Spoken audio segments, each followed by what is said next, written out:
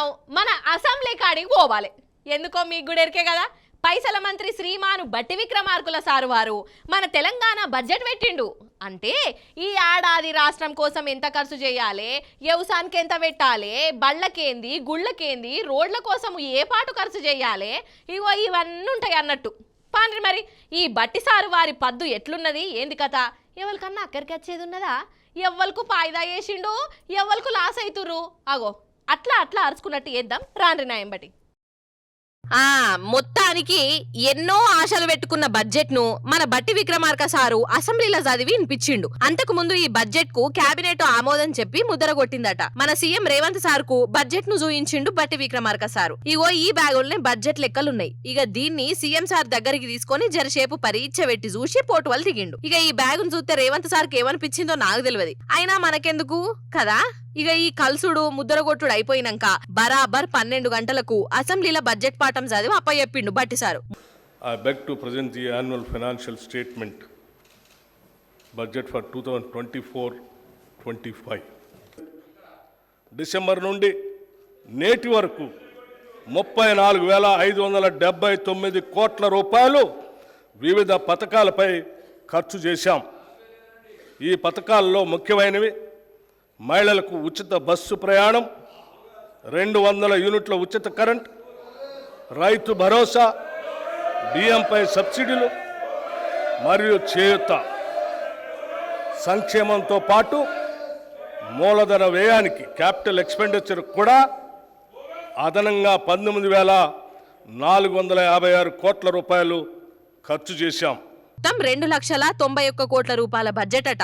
ఇక ఈ 2,91 కోట్ల రూపాయలల్లా దీనికింత దానికంతా ఇగో గిన్ని కోట్లు వాటికి గన్ని కోట్లు వీటికి అని లెక్కలు చెప్పుకొచ్చిండు గాని చాలా మంది ఆశతోని ఎదురు చూసిన అసలు ముచ్చట మాత్రం బడ్జెట్లా ఇనవడలేదొల్లా. రైతు భరోసా ముచ్చట లేదు, కౌలు రైతుల సంగతే తీయలే, దళిత బంధు గురించి మాట కూడా రాలే. ఇక ఇట్లా కాదు గాని ఈ షెయి పార్టీ ప్రభుత్వం పెట్టిన ఈ బడ్జెట్ ఎట్లున్నది ఏంది కథ మన కేసీఆర్ సార్ చెప్పిండు. ఈ నాలే మీరంతా ఇనుండ్రి.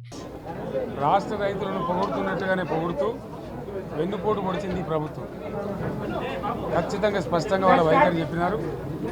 గతంలో ఇచ్చిన మాదిరిగా కాకుండా రైతు బంధులో, రైతు భరోసా పేట వేసే పథకంలో అనేక ఆంక్షలు పెట్టబోతున్నట్టుగా ప్రత్యక్షంగా చెప్పి రైతులకు ఆల్రెడీ మోసం చేశారు. బడ్జెట్లో వాళ్ళ నైజాం కూడా స్పష్టంగా బయటపడింది. గత ప్రభుత్వం అన్ని రాష్ట్రంలోని అన్ని వర్గాల సంక్షేమాన్ని, వాళ్ళ ఆర్థికాభివృద్ధిని కాంక్షించి అనేక పథకాలు ప్రవేశపెట్టడం జరిగింది. ఒక్క పథకం మీద కూడా ఇప్పుడు స్పష్టత లేదు.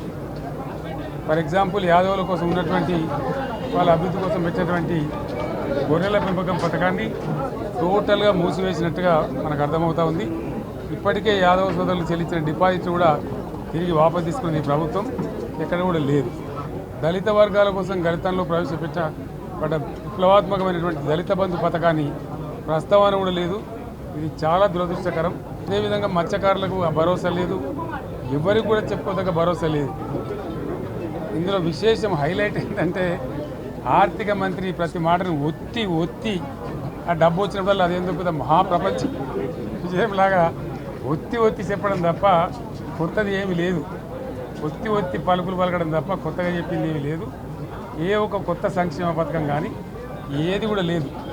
మహిళల పట్ల కూడా చాలా స్పష్టంగా చెప్పాల్సిన అవసరం ఉండే. కానీ వాళ్ళు మేము 1,00,000 కోట్లు ఇస్తాం అన్ని రుణాలు, ఆ రుణాలు వీలేదో ఇస్తున్నట్టుగా అది ఆల్రెడీ ఉన్న స్కీమే, నథింగ్ న్యూ అబౌట్ ఇట్, ఏమి లేదు. వెరసి ఇష్యూ యాజ్ ఏ హోల్. దురదృష్టం ఏంటంటే, చాలా బ్యాడ్ లక్ ఏంటంటే, మేము కూడా ప్రభుత్వం ఏర్పడిన తర్వాత కనీసం ఒక 6 మాసాల సమయం వాళ్ళకి ఇవ్వాలని మేము అనుకున్నాం. నేను కూడా శాసనసభకు పెద్దగా రాలేదు.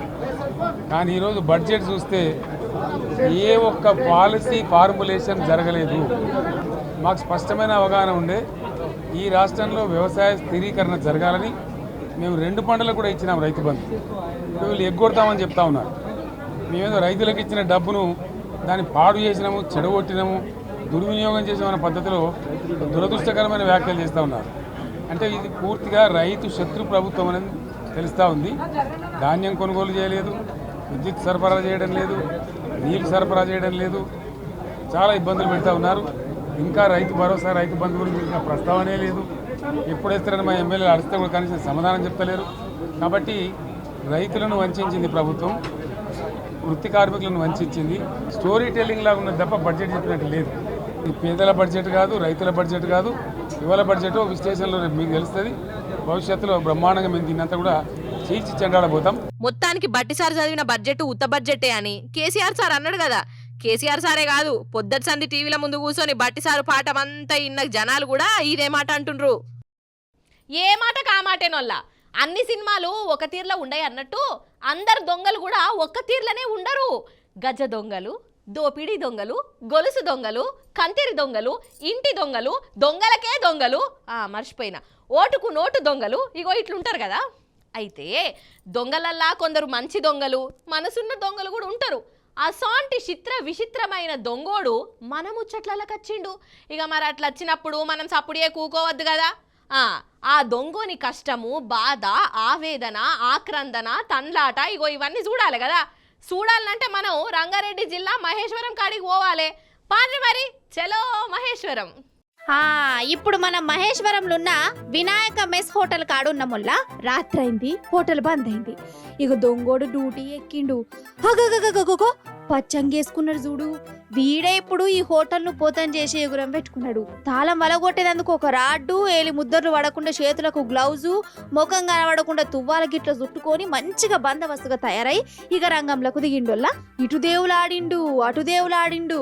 కానీ వీనికి గాశారం కొనవాడెత్తు ఎంతసేపు దేవులాడిన ₹1 దొరుకుతోట్టు. అగో ఇక ఇదే ముచ్చట సీసీ కెమెరా ముంగడకొచ్చి, ఏమండి నాగార్జున గారు, నా పర్ఫార్మెన్స్ నచ్చితే అన్నట్టే అగ చూడుర్రి ఎట్లా సైకిల్ చేసుకుంటూ చెప్తుండో ఈ దొంగోడు.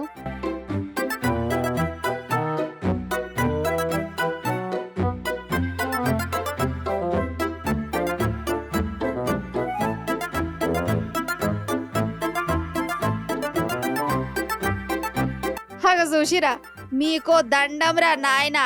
ఏం హోటల్ నడుపుతున్నావు సామి నువ్వు? రూపాయి బిల్ల కూడా లేదు. ఏం ఎత్తుకపోవాలి ఇప్పుడు నేను? గల్లపెట్టలో ₹1 కూడా ఉంచవా? మాసొంటి దొంగలు ఎట్లా బతకాలే? ఏందో ఏమో పో అని మస్తు బాధపడుకుంటా కాలుగల్ల పిల్లి లెక్క ఇటు అటు తిరిగిండు. ఇగో ఇప్పుడు ఇటుకెళ్ళి వచ్చిండు చూడు. ఏహెప్ప పైసలు లేనే లేవని అంటుడు మళ్ళా. పాపం ఏం తోత్తలేనట్టున్నది. ఎన్ని ఆశలు పెట్టుకున్నాడో కదా అసలు. ఇక మెల్లగా ఫ్రిడ్జ్ కాడికి పోయిండులా. దొరికింది, కానీ అది వాటర్ బాటిల్. పాపం బిడ్డకు దూపు అవుతుంది కావచ్చు. ఫ్రిడ్జ్లోకి వెళ్ళి వాటర్ బాటిల్ తీసి నీళ్ళు తాగుతుండు. పైసలైతే లేవు అంటుండు కదా మళ్ళా.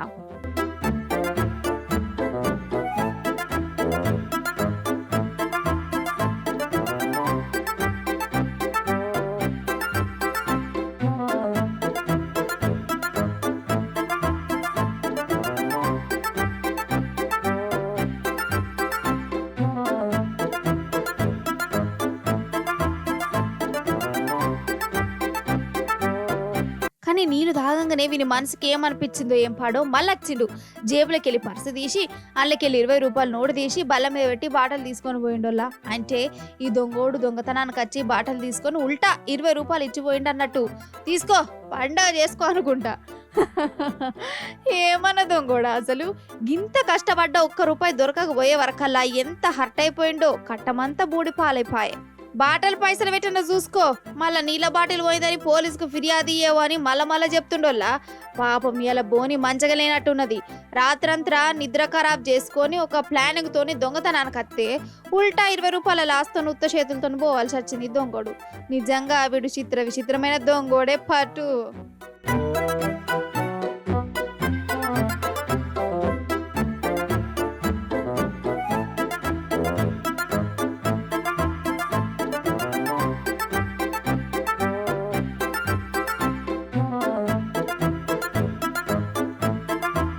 నిజం చెప్తున్నా, నాకు పోరలకు పాఠాలు ఎప్పుడంటే చాలా ఇష్టం వల్ల. అసలైతే చిన్నప్పటి సంది నాకు టీచర్ అయిపోదామనే ఉండే కానీ ఇక ఈ బీడీ వేద్దాం అనుకున్నా కానీ ఇక నాతో ఎందుకోనోలా కాలేదు.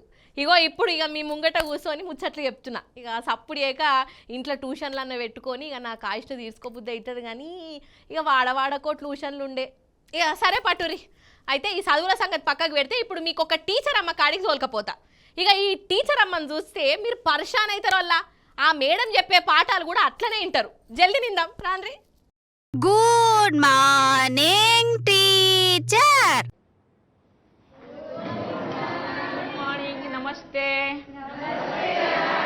कैसे हो? ये कौन सी क्लास है? 9 बैठो। మన రాష్ట్రపతి ముర్ము మేడమేనోళ్ళ జరసేపు స్కూల్ టీచర్ అయింది 9వ తరగతి పిల్లగాండ్లకు పాఠాలు చెప్పింది అగో कि ग्लोबल वार्म के कारण ही आज वो समर सीजन का हम ज़्यादा फील करते हैं और ज़्यादा दिन तक हम फील करते हैं। जनरली सीजन 6 होता है तो एक सीजन 2 मंथ होना चाहिए, नहीं ना, 2 मंथ होना चाहिए, लेकिन अभी समर सीजन को हम ज़्यादा फील करते हैं बहुत लंबा तक, क्योंकि दिन ब दिन गर्मी ज़्यादा हो रहा है।